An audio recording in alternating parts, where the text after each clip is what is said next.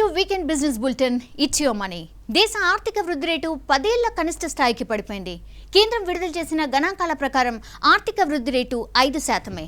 ప్రజల్లో కొనుగోలు శక్తి తగ్గిపోవడం, ప్రభుత్వం ఆదాయం తగ్గడం, ద్రవ్యలోటు అధికం కావడం వృద్ధి రేటు పతనానికి ప్రధాన కారణం. మరోపక్క రూపాయి పతనం కొనసాగుతూనే ఉంది.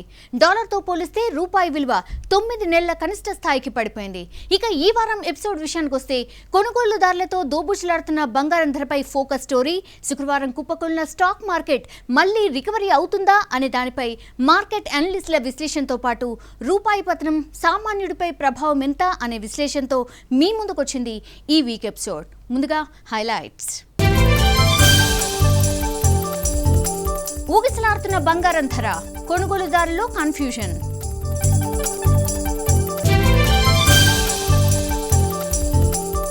తారుమారైన అంచనాలు, 10 ఏళ్ల కనిష్ట స్థాయికి ఆర్థిక వృద్ధి రేటు.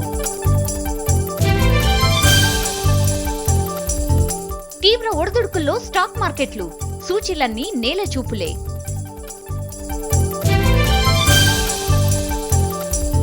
పతనమవుతున్న రూపాయి విలువ, పెరగనున్న దిగుమతుల భారం. బంగారం ధరలు కొనుగోలుదారులతో దోబుచులాడుతున్నాయి. గత 15 ఏళ్లుగా రికార్డు స్థాయిలో పెరుగుతూ వచ్చిన బంగారం ఈ ఏడాది మొదటిసారిగా గణనీయంగా తగ్గింది. 40,000 రూపాయల మార్కును దాటుతుందని వచ్చిన ఊహాగానాలను తోసిపుచ్చి 25,000 రూపాయల స్థాయికి దిగొచ్చింది. తగ్గుతూ పెరుగుతూ పుత్తడి ప్రియుల్లో కన్ఫ్యూజన్ క్రియేట్ చేస్తున్న గోల్డ్పై ఈ వారం ఫోకస్ స్టోరీ. బంగారం ధర తగ్గినా పెరిగినా ఆసక్తే. ప్రతి ఒక్కరి జీవితంతో ముడిపడి ఉన్న బంగారం ఓ సెంటిమెంట్. గోల్డ్ రేట్ ఎందుకు తగ్గుతుందో ఎందుకు పెరుగుతుందో అర్థం కాని మిడిల్ క్లాస్ పీపుల్ మాత్రం అత్యవసరంలో ఆదుకునే వాటిలో బంగారానికే మొదట ఓటేస్తారు. అయితే గోల్డ్లో గతంలో లాగా రిటర్న్స్ ఇవ్వవని బులియన్ వర్గాలు అభిప్రాయపడుతున్నాయి. భారతీయులకు బంగారం అంటే ఎప్పటికీ మక్కువే.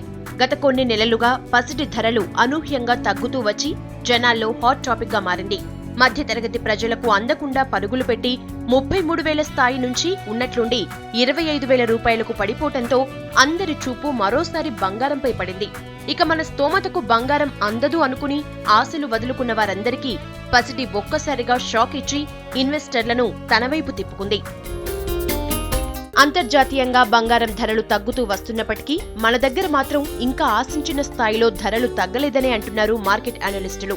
డాలర్తో పోలిస్తే రూపాయి బలహీనంగా ఉండటంతో అంతర్జాతీయంగా భారీగా తగ్గిన ధరల తాలూకు ప్రభావం ఇక్కడ అంతగా లేదు. అయినప్పటికీ బంగారంపై ఉన్న మక్కువతో ఎంతో కొంత తగ్గింది కదా అని పుత్తడిని కొనేందుకే మొగ్గు చూపుతున్నారు. బంగారం పెరుగుదల, తగ్గుదల, డాలర్ బలపడటం, రూపాయి పతనమవటం, అంతర్జాతీయ మార్కెట్లో ఒడిదుడుకులు, ఇలా పసిడి హాట్ న్యూస్ గా మారింది. డాలర్ టర్మ్స్ లో కనుక మనం చూస్తే ఏంటంటే అరౌండ్ 1300 to 1400, 1300 to 1500 బ్యాండ్ లో ఎక్కువ కాలం ఉండడానికి ఛాన్స్ ఉందండి. డాలర్ టర్మ్స్ లో $1,300 to $1,500 అప్ సైడ్ కనుక క్రాస్ చేస్తే $1,500 కనుక క్రాస్ చేస్తే ట్రెండ్ రివర్సల్గా మనం చెప్పొచ్చు. అంటే కొద్దిగా పాజిటివ్ టెరిటరీలోకి వెళ్తుంది. బట్ 1,300 బిలో కనుక దిగితే ఈవెన్ $1,000 కూడా ఇంటర్నేషనల్ మార్కెట్స్లో గోల్డ్ పట్టడానికి అవకాశాలు లేకపోలేదు. అంటే ఇప్పుడు పడతాయా లేకపోతే 6 నెలల తర్వాత, సంవత్సరం తర్వాత మనం టైం ఫ్రేమ్ మనం డిసైడ్ చేయలేము. ఎందుకంటే ఇంటర్నేషనల్గా వచ్చే ఫ్యాక్టర్స్ని బట్టి అది ఉంటుంది. బట్ టెక్నికల్గా చూస్తే $1,300 కనుక దిగితే ఫర్దర్ వీక్నెస్ అనేది కంటిన్యూ అవుతుంది. అట్ ద సేమ్ టైం ఇక్కడ రూపీ టర్మ్స్లో కనుక చూస్తే మనం ఇక్కడ నుంచి ఇంకొక 2,000 to 3,000 రూపీస్ కరెక్షన్ లేదా అంటే డెఫినెట్గా ఉంది. నవంబర్లో 24 క్యారెట్ల 10 గ్రాముల బంగారం ధర 33,000 రూపాయలుండగా గత నెల 25,400 రూపాయల స్థాయికి పడిపోయింది. 4 నెలల్లో దాదాపు 8,000 రూపాయల వరకు పసిడి పతనమవటంతో ఇన్ని రోజులు కొనుగోళ్లు వాయిదా వేస్తూ వచ్చిన వారు భారీగా బంగారం కొన్నారు. దీంతో జ్యువెలరీ షాపులు కస్టమర్లతో కలకలలాడి వేల కోట్ల రూపాయల్లో బిజినెస్ జరిగింది. ఒక దశలో 22,000 రూపాయల మార్కుకు దిగి వస్తుందని అందరూ ఊహించినప్పటికీ 27,000 రూపాయలకు పెరిగి ఉస్సూరుమనిపించింది.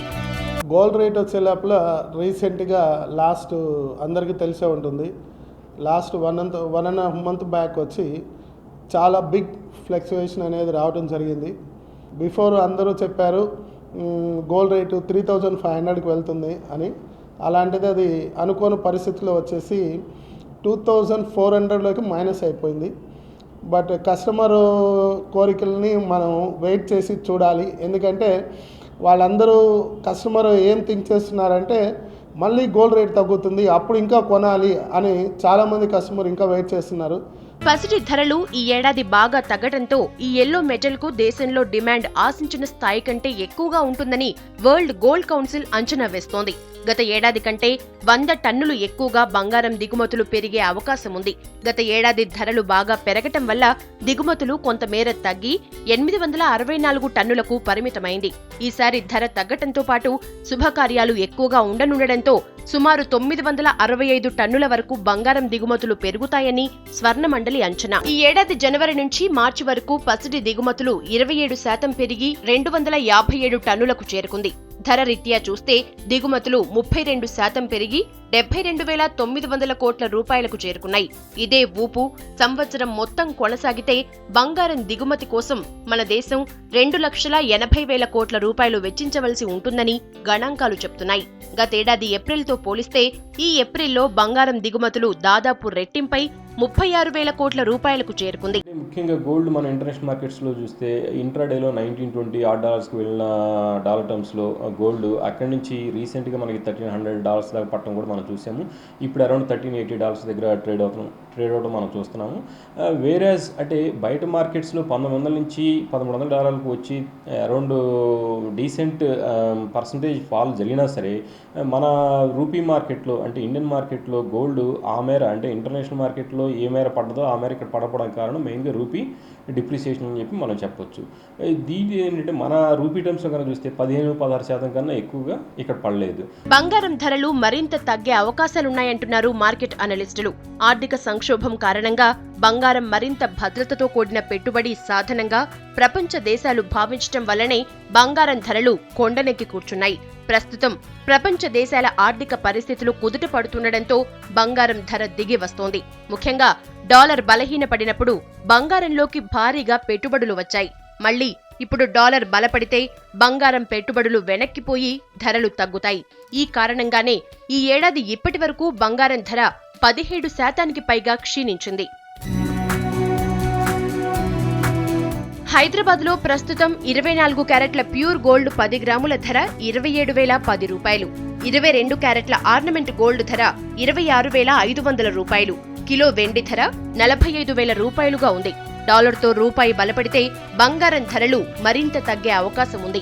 దీపం ఉన్నప్పుడే ఇల్లు చక్కబెట్టుకోవాలన్నట్లు చేతిలో డబ్బున్నప్పుడే ఎంతో కొంత బంగారం కొనడం మంచి ఆప్షన్ అంటున్నారు ఫైనాన్షియల్ ప్లానర్స్. ప్రస్తుత పరిస్థితుల్లో ఫిజికల్ గోల్డ్ కంటే గోల్డ్ ఫండ్స్లో పెట్టుబడి మంచిదని సూచిస్తున్నారు. కూడబెట్టిన మొత్తం సొమ్మును గోల్డ్లో పెట్టుబడి పెట్టే కంటే 3-4 రకాల డిఫరెంట్ సేవింగ్ ఆప్షన్స్ని ఎంచుకుంటే బెటర్. కెమెరా పర్సన్ శ్రీకాంత్తో శృతి, విసిక్స్ న్యూస్, హైదరాబాద్. సేవింగ్స్ ను సరైన రూపంలో ఇన్వెస్ట్ చేస్తేనే అనుకున్న గోల్స్ సాధించగలం. ఇలా చేయాలంటే ఫైనాన్షియల్ ప్లానింగ్ కంపల్సరీ అంటున్నారు అడ్వైజర్స్. ఈ వారం నుంచి ప్రతి ఎపిసోడ్లో ఫైనాన్షియల్ ప్లానర్స్ సేవింగ్స్ పై ఇచ్చే సూచనలు, సలహాలు మనీ టిప్లో చూద్దాం.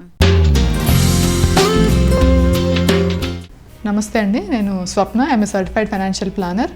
సో ఫైనాన్షియల్ ప్లానింగ్లో ఫస్ట్ వచ్చి మనకి ఏంటంటే identify our present financial position. అంటే మన ప్రస్తుత అసెట్స్ ఏంటి, లయబిలిటీస్ ఏంటి, ఇన్కమ్ ఏంటి, ఎక్స్పెన్సెస్ ఏంటి, అవన్నీ మనం ఐడెంటిఫై చేసుకోవాలి. అది ఐడెంటిఫై చేసుకున్న తర్వాత నెక్స్ట్ స్టెప్ ఏంటంటే మన గోల్స్ మనం తెలుసుకోవాలి. సో షార్ట్ టర్మ్ గోల్స్ ఏంటి, లాంగ్ టర్మ్ గోల్స్ ఏంటి. షార్ట్ టర్మ్ గోల్స్ అంటే యూజువల్లీ 1-2 ఇయర్స్లో వచ్చాయి అనమాట. అంటే చిన్న హాలిడేకి వెళ్తాం ఆర్ బై ఏ కార్ అలాంటివి. లాంగ్ టర్మ్ గోల్స్ వచ్చేసి buying A home and retirement, వీటి గురించి ప్లాన్ చేసుకోవటం, ఇవన్నీ మన లాంగ్ టర్మ్ గోల్స్ కింద వస్తాయి. సో వాటి గురించి డిసైడ్ చేసుకున్న తర్వాత అప్పుడు మన ఇన్వెస్ట్మెంట్ ఆల్టర్నేటివ్స్ ఏంటి అనేది మనం ఐడెంటిఫై చేసుకోవాలి. సో ఆ గోల్స్ని బట్టి షార్ట్ టర్మ్ గురించి దేంట్లో ఇన్వెస్ట్ చేయాలి, లాంగ్ టర్మ్ గురించి మనం దేంట్లో ఇన్వెస్ట్ చేసుకుంటే ఆ టైంకి మనకి అమౌంట్ వస్తుంది, మనీ బ్యాక్ ప్లాన్స్, ఇలాంటివన్నీ మనం ఎవాల్యుయేట్ చేసుకొని దేంట్లో ఎంత అమౌంట్ పెట్టాలనేది మనం ఆలోచించి పెట్టుకోవాలి. సో ఆ స్టేజ్ తర్వాత మనం ఇన్వెస్ట్ చేసినవన్నీ కూడా వర్క్ అవుతున్నాయా లేదా అనేది ఇవాల్యుయేట్ చేసుకోవాలి. ఆ ఇవాల్యుయేషన్లో మనకి గోల్స్ రీచ్ అయినవి తీసేసిన తర్వాత మళ్ళీ అది అమౌంట్ దేంట్లో పెట్టాలి అండ్ ఇంకా ఫర్దర్ కొత్త గోల్స్ అవన్నీ ఉంటాయి. సో అవన్నీ వీటి గురించి కూడా మనం ఎస్టిమేట్ చేసుకొని ప్లాన్ చేసుకోవాలి. దాని తర్వాత మనం ఈ చేసుకున్న ప్లాన్స్ అని రివ్యూ చేసుకుంటూ ఉండాలి. సో ఇది ఒక చిన్న ప్లానింగ్ ప్రాసెస్ అనమాట. సో దీంతో స్టార్ట్ చేసుకుని అసలు మనం ఒక పేపర్ మీద రాసుకుంటే మనకి ఏదైనా క్లియర్గా ఉంటుంది. రూపాయి పతనం పరోక్షంగా సామాన్యుని అప్పుల ఊబులో కూరుకుపోయేలా చేస్తోంది. ఈ వారం చివరి ట్రేడింగ్ సెషన్లో స్టాక్ మార్కెట్లు క్రాష్ అయ్యాయి. 1,00,000 కోట్ల ఇన్వెస్టర్ల సంపద ఒక్క రోజులోనే ఆవిరైంది. ఇందుకు కారణం ఏమిటనే దాంతో పాటు వచ్చే వారం స్టాక్ మార్కెట్లపై అనలిస్టుల సూచనలేమిటో మార్కెట్ పల్స్లో తెలుసుకుందాం.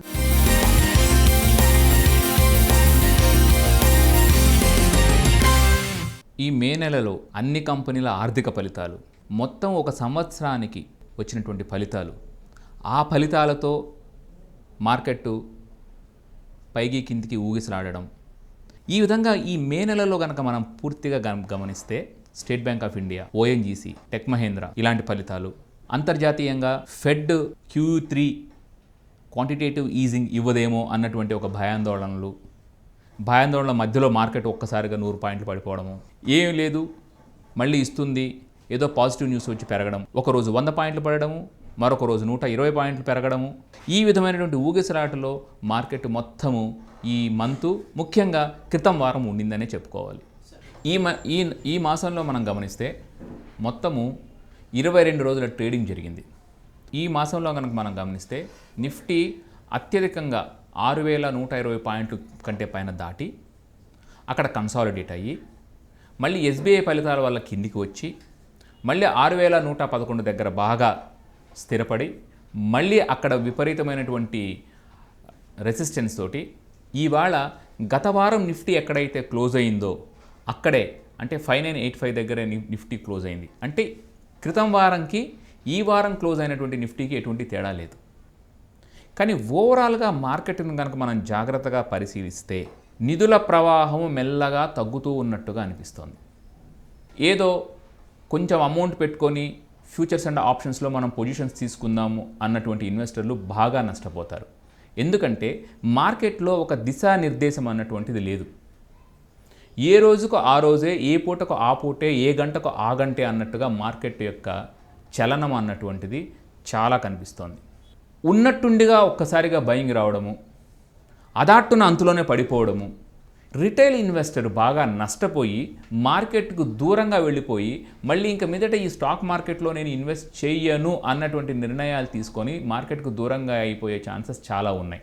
ఈరోజు వచ్చినటువంటి క్యాడ్ అంటే కరెంట్ అకౌంట్ డెఫిసిట్ ఎలా ఉంది ఏమిటి అన్నటువంటిది ఆ యొక్క సూచీలు, దానివల్ల మార్కెట్ విపరీతమైనటువంటి కరెక్షన్ తీసుకొని మార్కెట్ సుమారుగా 112 నుంచి 120 పాయింట్లు నిఫ్టీ కరెక్షన్ తీసుకోవడం జరిగింది. వచ్చే నెలలో 17వ తారీఖు బ్యాంకులు RBI తీసుకునేటువంటి పరపతి నిర్ణయం ఏ విధంగా ఉంటుంది అంటే క్రెడిట్ పాలసీలో ఏ విధంగా ఉంటుంది, ఈ విధంగా గ్రోత్ బాగలేదు కాబట్టి గ్రోత్ని అభివృద్ధి చేయడానికి ఇంట్రెస్ట్ రేట్లు తగ్గించాలి, బహుశా RBI ఇది ఒక ప్రాథమిక బేస్గా తీసుకొని ఇంట్రెస్ట్ రేట్లు తగ్గిస్తుందేమో అన్నటువంటి ఊహతో బ్యాంకింగ్లు పెద్దగా పడకపోయినప్పటికీ కూడా RBI తీసుకునే క్రెడిట్ పాలసీ నిర్ణయాల మీద మార్కెట్ ఆధారపడి ఉంటుంది. అంతేకాకుండా ఇన్ఫ్లేషన్ డేటా, IIP డేటా, వాటి యొక్క ప్రభావం ఏ విధంగా RBI మీద పడుతుంది అన్నటువంటి దాని మీద మార్కెట్ పూర్తిగా ఈ యొక్క 2 అంశాల మీదే మార్కెట్ పూర్తిగా కేంద్రీకరమై ఉంటుంది. కాబట్టి ఇంతకుముందు చెప్పినట్టుగా బ్యాంకింగ్ స్టాక్స్లో కొద్దిగా పొజిషన్స్ అక్యుములేట్ చేసుకోవచ్చు. ముఖ్యంగా ప్రైవేట్ బ్యాంక్ అయినటువంటి Axis bank, ICICI bank, Yes bank, వీటిల్లో ఇన్వెస్టర్లు పొజిషన్స్ తీసుకోవచ్చు. 3 నుంచి 4% కంటే ఎక్కువ రిటర్న్ రాదు.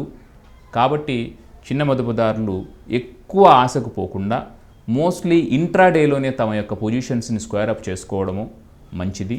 వాటిని క్యారీ ఫార్వర్డ్ చేసుకోకుండా జాగ్రత్తగా ఆ రోజుగా అన్నట్టుగా చేసుకొని RBI క్రెడిట్ పాలసీ తర్వాత మార్కెట్కు ఒక పూర్తి దిశానిర్దేశం అన్నటువంటిది వస్తుంది. అప్పుడు మనము ఏం చేయాలన్నటువంటిది ఆలోచిద్దాం. రూపాయి మళ్లీ పతనమవుతోంది.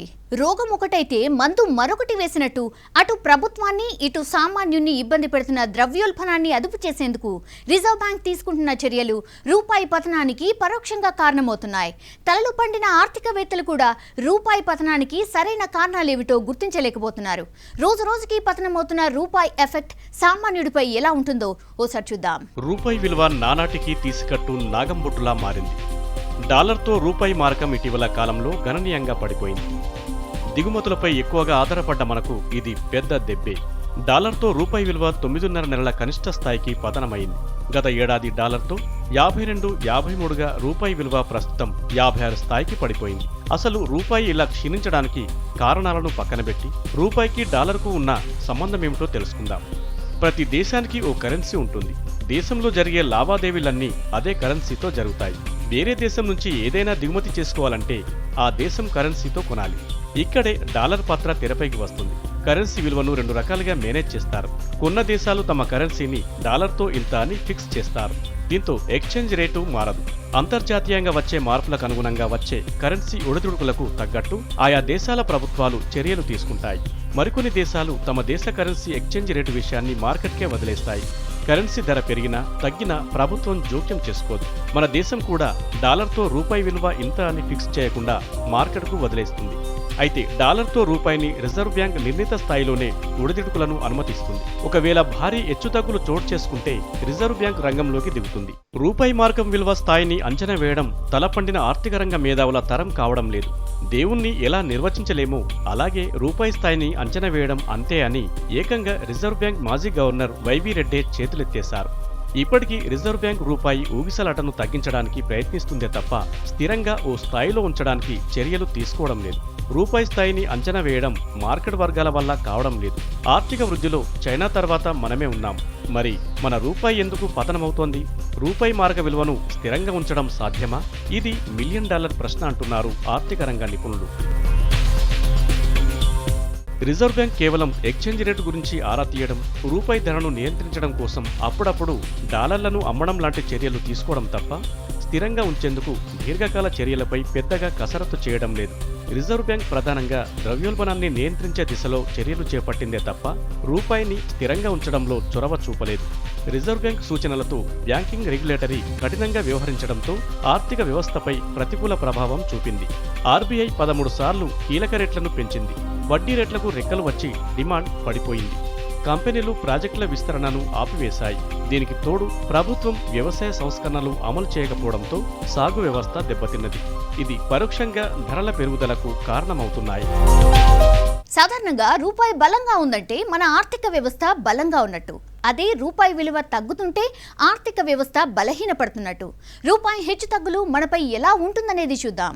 ముందుగా రూపాయి విలువ పెరిగితే ఏమవుతుందో తెలుసుకుందాం. రూపాయి విలువ పెరిగితే విదేశాల నుంచి దిగుమతి చేసుకునే వస్తువుల ధరలు తగ్గుతాయి. క్రూడ్ ఆయిల్, బంగారం, ఇంజనీరింగ్, టెక్నాలజీ, మెడికల్ డివైసెస్ లాంటి వాటిని మనం ఎక్కువగా దిగుమతి చేసుకుంటాం. ఇలాంటి వాటి ధరలు తగ్గుతాయి. దేశం అప్పుల చెల్లింపులో వెసులుబాటు కలుగుతుంది. తక్కువ ధరకే యంత్రాల కొనుగోలుతో తయారీ రంగం వృద్ధి చెందుతుంది. పరోక్షంగా ఇది ఉపాధి అవకాశాలు పెరగడానికి ఉపయోగపడుతుంది. ఇది సగటు మనిషి పర్చేసింగ్ పవర్ను పెంచుతుంది. ఇలా ఒక రంగం అభివృద్ధి జరిగితే దానిపై ఆధారపడ్డ మరో రంగం కూడా కోలుకుంటుంది. మరి రూపాయి విలువ తగ్గితే ఏమవుతుంది? అన్నీ నష్టాలేనా? ఏమైనా లాభాలున్నాయా?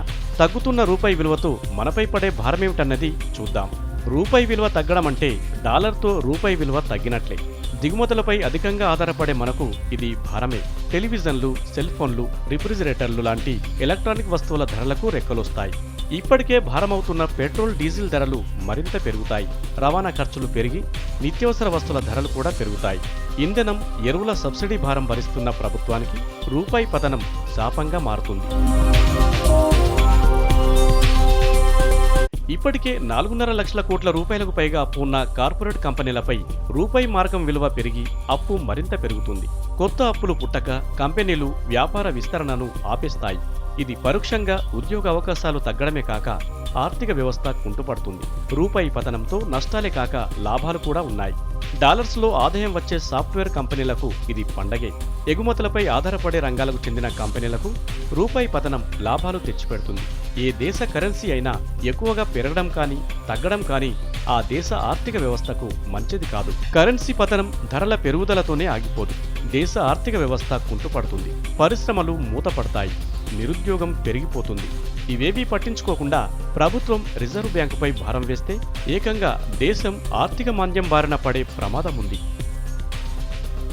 ఇవి ఈ వారం ఇట్స్ మనీ విశేషాలు. వచ్చే వారం మరిన్ని ఇంట్రెస్టింగ్ బిజినెస్ న్యూస్తో మళ్ళీ కలుద్దాం. Till then bye. Have a nice weekend. This is Soumya signing of.